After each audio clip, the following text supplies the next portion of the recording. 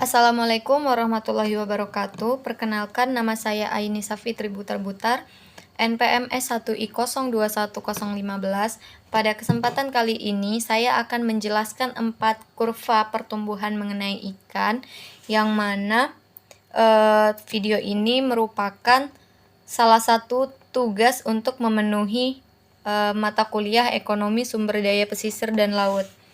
Adapun kurva yang pertama itu mengenai kurva pertumbuhan logistik ikan, yang mana pada kurva ini terdapat 2 grafik. Yang pertama yaitu mengenai keseimbangan laju pertumbuhan ikan, yang mana itu dinyatakan dengan huruf K besar. Kondisi maksimum pertumbuhan ini akan tercapai pada kondisi setengah carrying capacity atau disebut dengan maximum sustainable yield. Dan kurva yang kedua itu mengenai keseimbangan maksimum pada tingkat carrying capacity tergantung pada pertumbuhan intrinsiknya, yang dinyatakan dalam huruf R kecil. Di sini ditunjukkan bahwasanya semakin tinggi R maka K semakin cepat tercapai, yakni R1 itu lebih besar daripada R2, maka carrying capacity-nya akan semakin cepat tercapai. Pada video kali ini, saya akan membuka laptop.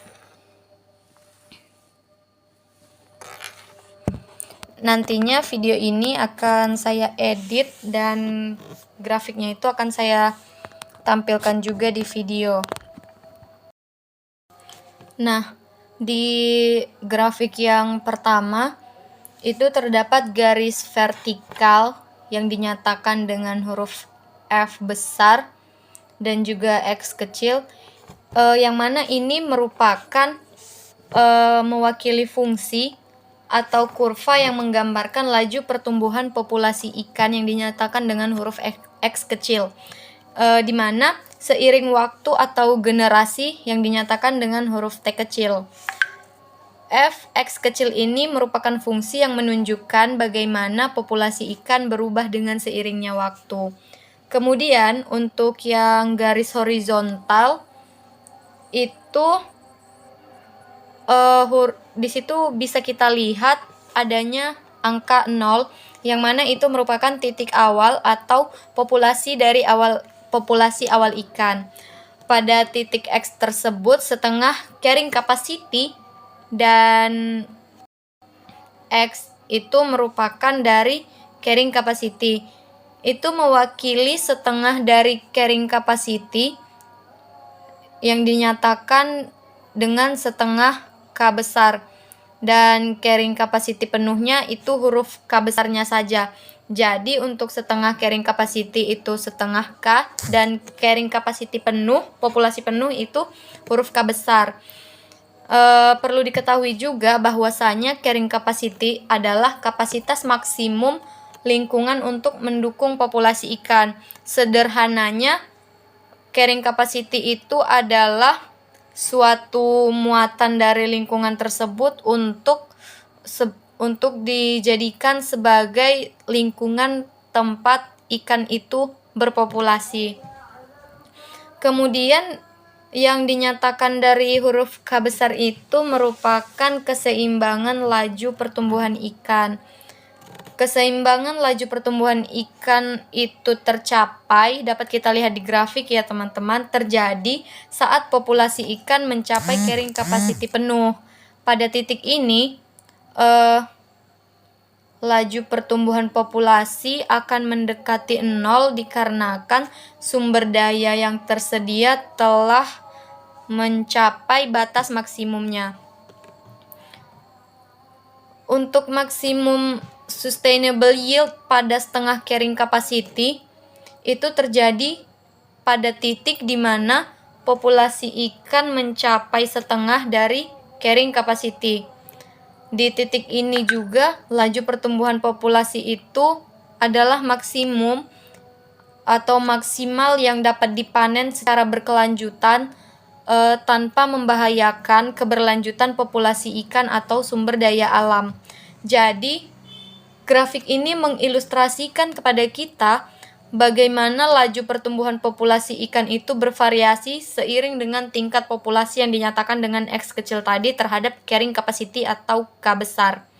Dengan fokus pada pencapaian MSY atau Maximum Sustainable Yield pada setengah carrying capacity-nya, di mana ikan itu sesuai ditangkap. Dapat juga kita lihat ikan sesuai ditangkap pada titik di mana laju pertumbuhan populasi ikan itu ditunjukkan oleh garis vertikal. Garis vertikal yang F besar dan juga di dalam kurungnya itu ada huruf X kecil sama dengan laju tangkapan. Yang biasanya itu diindikasikan sebagai garis tambahan pada grafik. Dalam konteks Maximum Sustainable Yield ini, titik di mana laju pertumbuhan populasi ikan sama dengan laju tangkapan adalah pada setengah carrying capacity. Oleh karena itu, pada titik setengah carrying capacity inilah nantinya ikan sesuai untuk ditangkap dengan maksimum untuk memastikan keberlanjutan sumber daya ikan.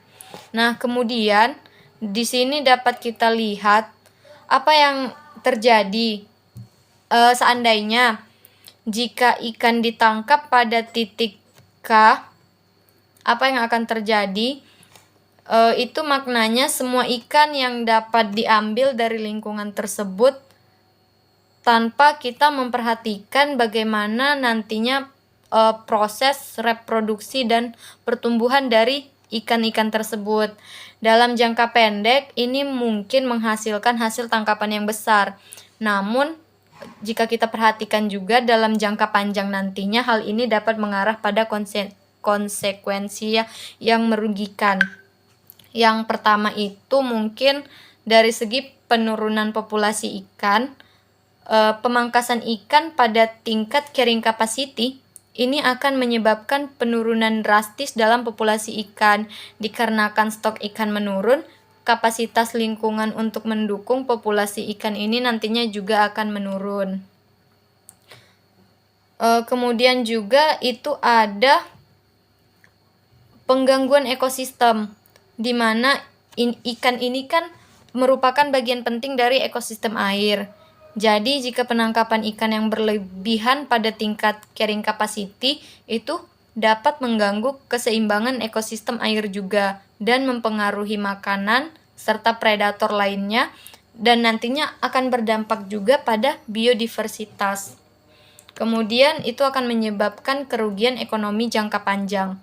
Penangkapan berlebihan dapat mengarah pada kolapsnya industri perikanan di daerah tempat menangkap ikan itu, dikarenakan dalam jangka panjang populasi ikan menjadi tidak cukup besar untuk mendukung hasil tangkapan yang berkelanjutan.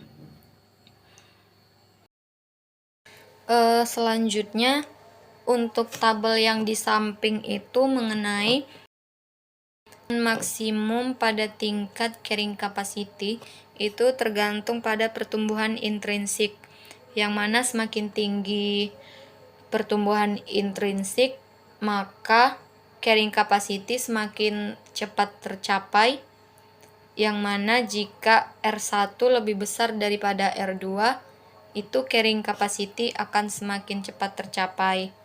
Jadi di sini akan saya jelaskan mulai dari mengapa garis vertikalnya itu X1 kemudian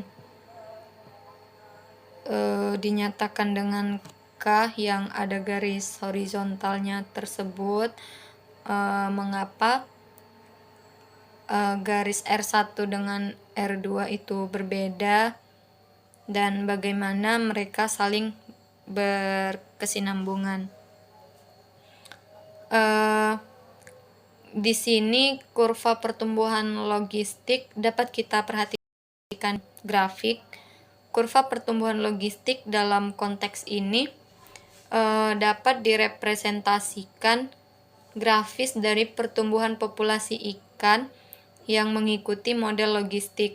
Garis vertikal X1 itu mewakili carrying capacity yang merupakan kapasitas maksimum atau maksimal lingkungan untuk mendukung populasi dari ikan tersebut. Untuk garis horizontal itu yang ada angka 0 itu merupakan yang mewakili awal waktu atau T.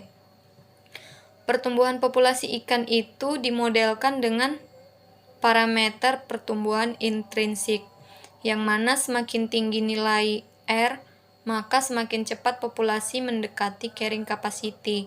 Dengan kata lain, semakin besar R itu, maka semakin besar pertumbuhan intrinsik, maka semakin cepat ikan itu mencapai keberadaan maksimum yang dapat diakomodasi atau diakomodir oleh lingkungan tempat ikan tersebut hidup. Jika R1 itu lebih besar dari R2, maka hal ini akan mengindikasikan bahwasanya laju pertumbuhan intrinsik R1 itu lebih tinggi daripada pertumbuhan intrinsik yang dinyatakan dengan R2 tersebut. Maka akibatnya di sini carrying capacity itu akan tercapai lebih cepat dalam kasus R1 dibandingkan dengan yang R2. Maka ini menunjukkan bahwasanya pentingnya parameter pertumbuhan intrinsik dalam mempengaruhi waktu yang dibutuhkan populasi ikan untuk mencapai carrying capacity. Nah, di sini mungkin bisa saya jelaskan juga maksud dari pertumbuhan intrinsik pada ikan itu apa. Jadi pertumbuhan intrinsik pada ikan ini merujuk pada laju pertumbuhan alami dari populasi ikan tanpa kita mempertimbangkan faktor-faktor eksternal seperti persaingan, predator, ataupun ketersediaan sumber daya. Laju pertumbuhan intrinsik ini sendiri mencerminkan bagaimana kemampuan genetik dan fisiologis dari ikan untuk berkembang biak dan tumbuh pada kondisi yang optimal, di mana sumber daya dan lingkungan itu mencukupi untuk mereka berkembang. Laju pertumbuhan ini juga penting dalam mengindikasikan dan memahami potensi pertumbuhan dari populasi ikan itu, menambah ataupun membantu mengelola sumber daya perikanan dan merencanakan strategi pengelolaan yang berkelanjutan untuk mendukung populasi ikan yang sehat dan juga produktif. Baiklah, itu dia tadi penjelasan mengenai pertumbuhan logistik ikan.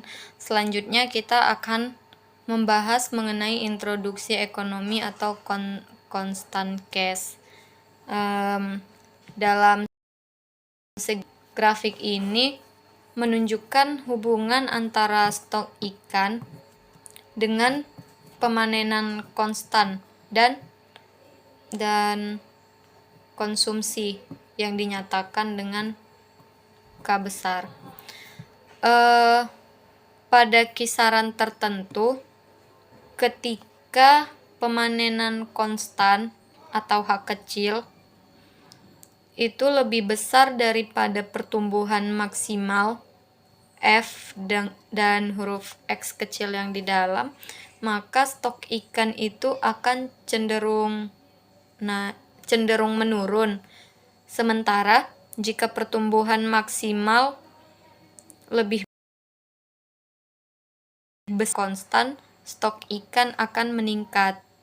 Hal ini mempengaruhi stabilitas persediaan ikan dan pengelolaannya.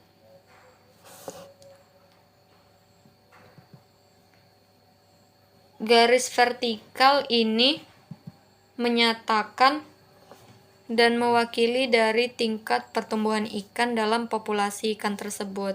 Grafik ini menunjukkan bahwasanya pertumbuhan ikan adalah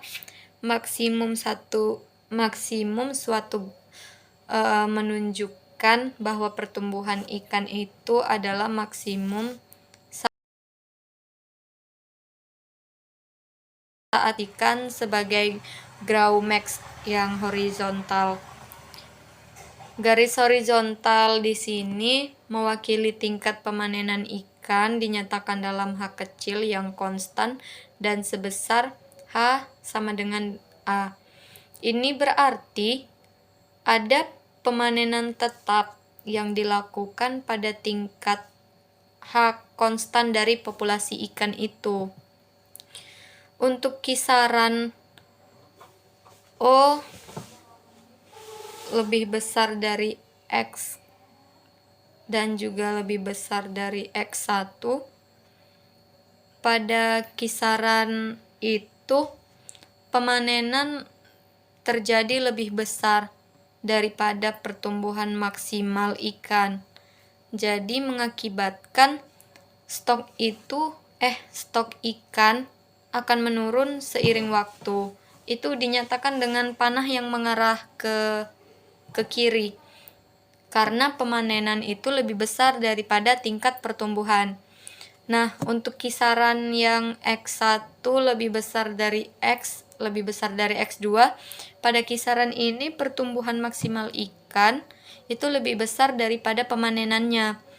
Dan ini mengakibatkan stok ikan meningkat, yang dinyatakan dengan panah yang ke kanan, karena pertumbuhan ikan itu lebih cepat daripada jumlah yang Kemudian untuk kisaran yang ketiga kan itu ada yang X2.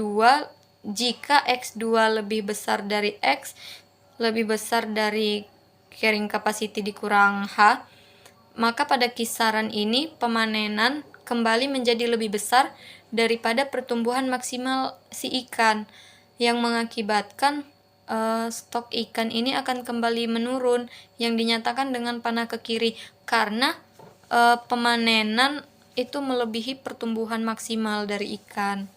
Jadi grafik ini menggambarkan kepada kita bahwasanya pentingnya keseimbangan antara pemanenan ikan dan pertumbuhan maksimal ikan untuk menjaga stabilitas dari stok ikan. Jadi keselarasan antara pemanenan dan pertumbuhan ikan ini sangat penting untuk menjaga stok ikan pada tingkat yang berkelanjutan dalam jangka panjang. Stabilitas dalam konteks grafik ini mengacu pada keadaan di mana stok ikan cenderung tetap atau berfluktuasi dalam kisaran tertentu dengan seiring berjalannya waktu. Ini juga terkait dengan keseimbangan antara tingkat pemanenan ikan dan tingkat pertumbuhan maksimal ikan tersebut. Jadi stabilitas itu merupakan konteks atau konsep yang penting dalam pengelolaan sumber daya ikan. Pemanenan yang berlebihan juga dapat mengganggu stabilitas atau keseimbangan dari stok ikan, yang mana itu mengarah pada penurunan drastis dalam jangka panjang. Oleh karena itu, menjaga keseimbangan antara tingkat pemanenan dan tingkat pertumbuhan ikan adalah kunci untuk mencapai stabilitas stok ikan yang berkelanjutan dalam menjaga ekosistem perairan. Sedikit menjelaskan juga terkait dengan H sama dengan A ini mengindikasikan bahwasanya tingkat pemanenan ikan itu merupakan konstan dan setara dengan suatu nilai yang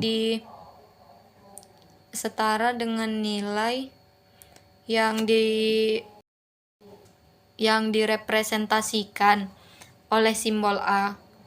Dengan kata lain, HA ini merupakan ekspresi yang menunjukkan bahwasanya jumlah pemanenan ikan dalam suatu nilai konstan yang ditetapkan sama dengan A.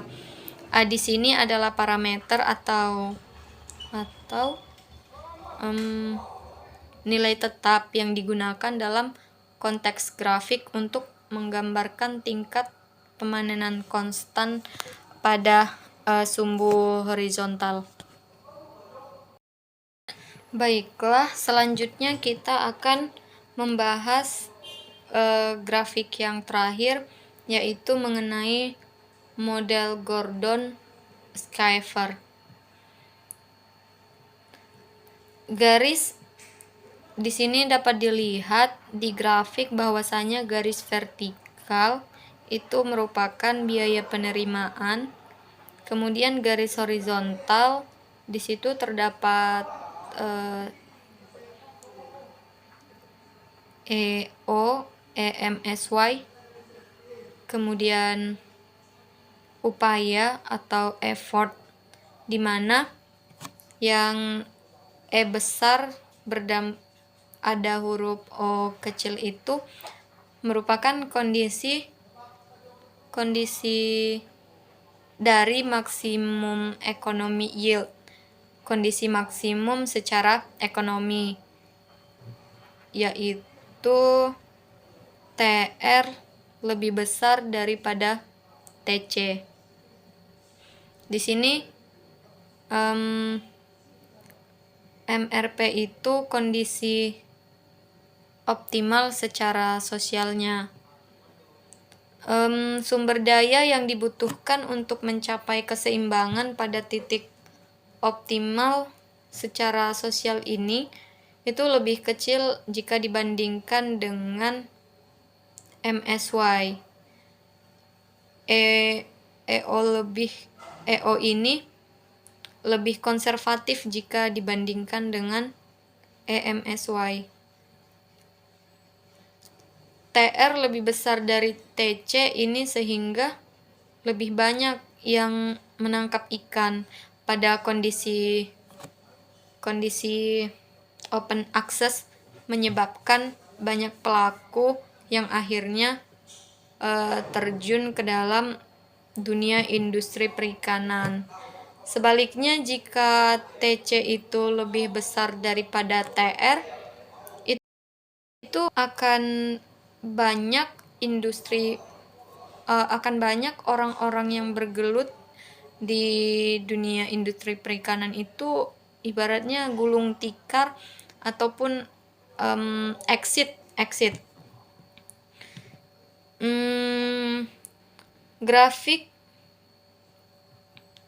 Grafik yang digambarkan di sini mengenai hubungan antara biaya penerimaan dan upaya dalam industri perikanan disertai dengan adanya garis vertikal yang mewakili biaya penerimaan dan garis horizontal itu mencakup level upaya mulai dari EO atau maksimum economy yield atau yang biasa kita kenal dengan MAY. MAY ini total pendapatan atau TR itu lebih besar dari total biaya atau TC. Jadi di sini TR itu merupakan total pendapatan dan TC itu merupakan total biaya yang menunjukkan kondisi optimal secara ekonomi.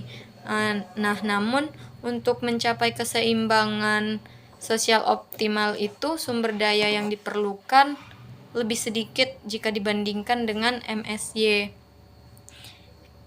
Maksimum economy yield itu cenderung lebih konservatif, menunjukkan perhatian pada keberlanjutan sumber daya. Di bawah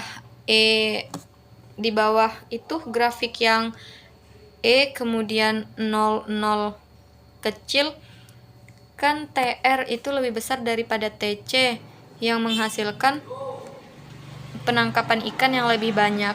Itu mendorong banyak pelaku untuk memasuki industri perikanan atau open access.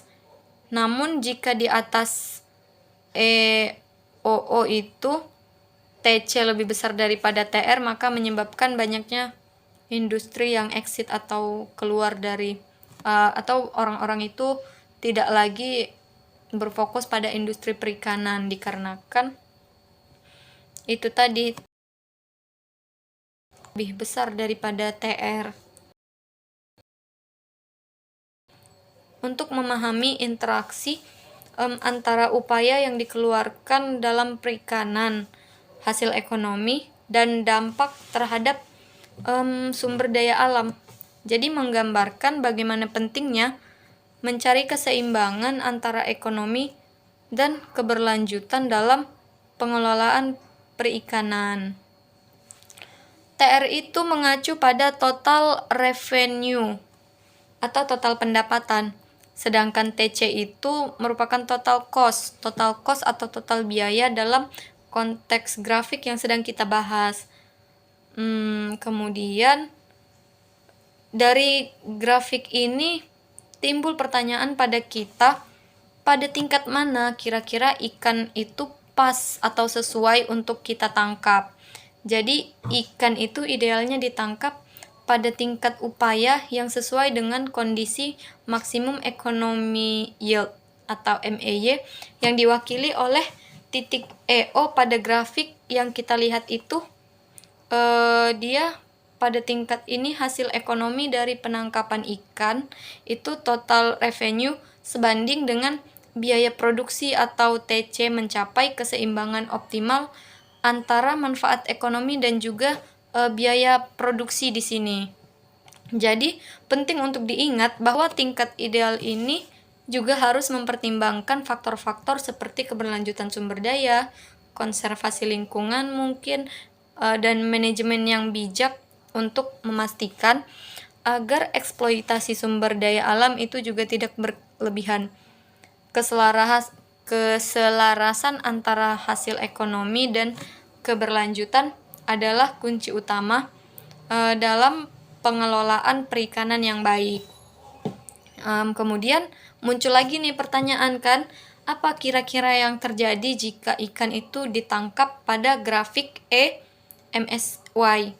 Nah, jika ikan ditangkap pada tingkat upaya yang sesuai dengan EMSY atau Maximum Sustainable Yield, maka itu adalah tingkat di mana hasil tan ikan itu dapat dijaga secara berkelanjutan dalam jangka yang panjang. Jadi EMSY ini merupakan tingkat upaya yang akan memaksimalkan hasil tangkapan dari populasi ikan, sembari kita nih memastikan agar populasi ikan itu sendiri dapat bertahan. Nah, kemudian apa nih yang akan terjadi jika melebihi garis tersebut dan bagaimana dampaknya dengan perekonomian?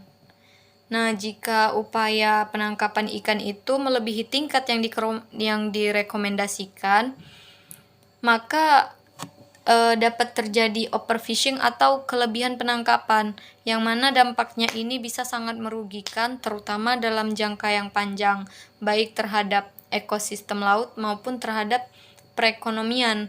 Ada beberapa dampak yang disebabkan jika penangkapan itu overfishing. Yang pertama, penurunan populasi ikan, bahkan hingga tingkat yang sangat mengkhawatirkan. Ini juga dapat mengganggu sistem rantai makanan yang ada di laut dan juga keseimbangan ekosistem.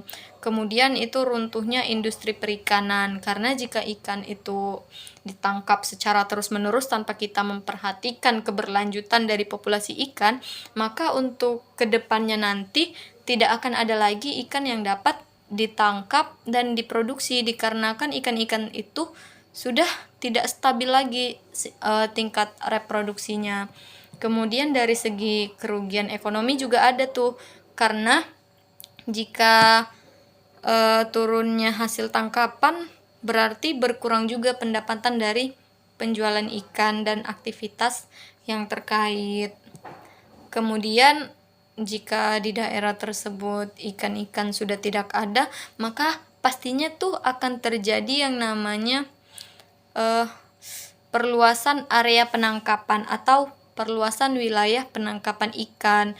Jadi, jika terjadi penurunan populasi di wilayah tertentu, nelayan akan terdorong untuk mencari ikan tuh lebih jauh, dan itu menyebabkan biaya yang dikeluarkan itu juga akan semakin besar.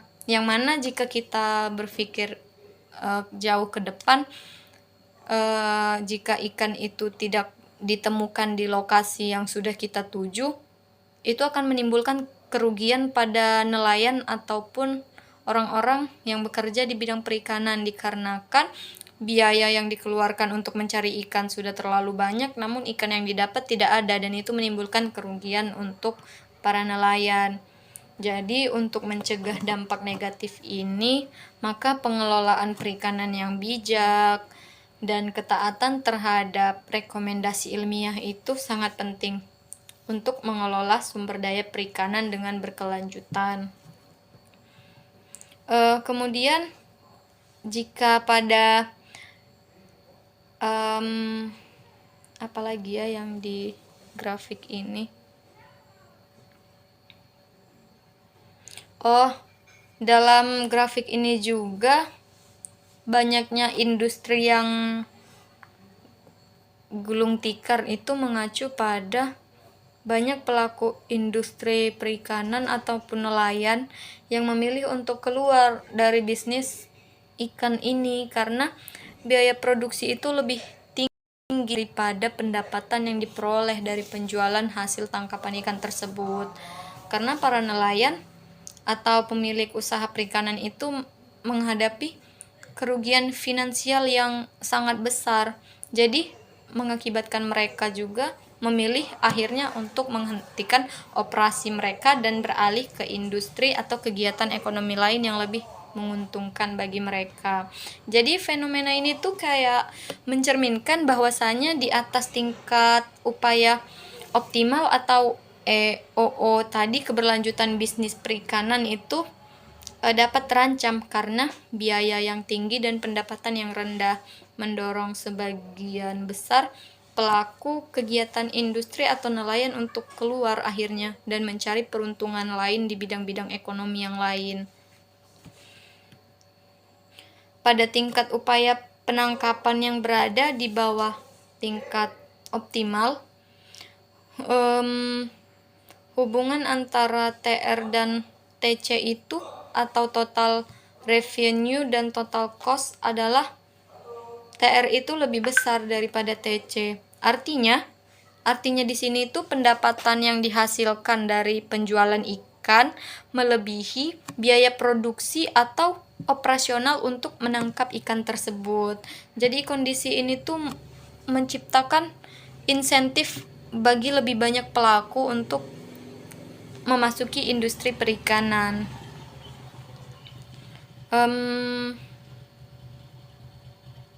Apalagi ya?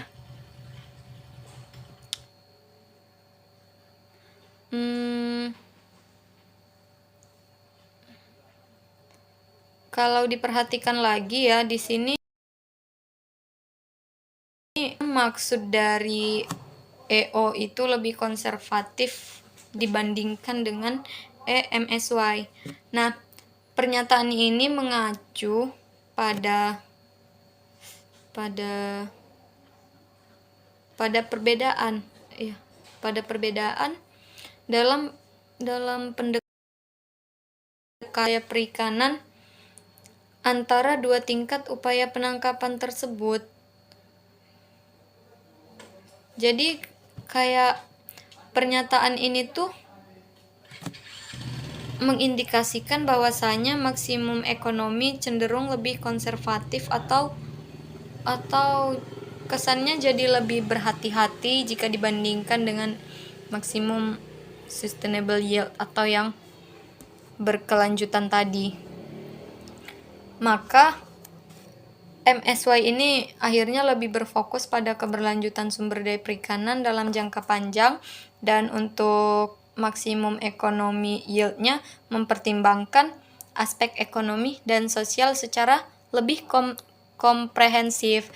Jadi kayak dalam banyak kasus tuh pilihan yang lebih konservatif ini bertujuan untuk mencegah terjadinya potensi risiko eksploitasi berlebihan terhadap sumber daya perikanan dan juga memastikan manfaat jangka panjang dari industri perikanan tersebut. Maka kesimpulan dari kurva ini penangkapan yang baik itu terletak di EO yang garisnya itu benar-benar nyatu dengan effort upaya yang melengkung itu. Jadi kalau misalnya garisnya melebihi atau di atas yang EO itu, maka akan terjadi yang namanya overfishing dan biaya operasional yang jauh lebih mahal, namun ikan-ikan tidak didapatkan sesuai dengan harapan. Mungkin hanya ini yang dapat saya sampaikan. Kurang dan lebihnya saya mohon maaf, dan semoga ini bermanfaat untuk kita semua. Saya akhiri. Wassalamualaikum warahmatullahi wabarakatuh.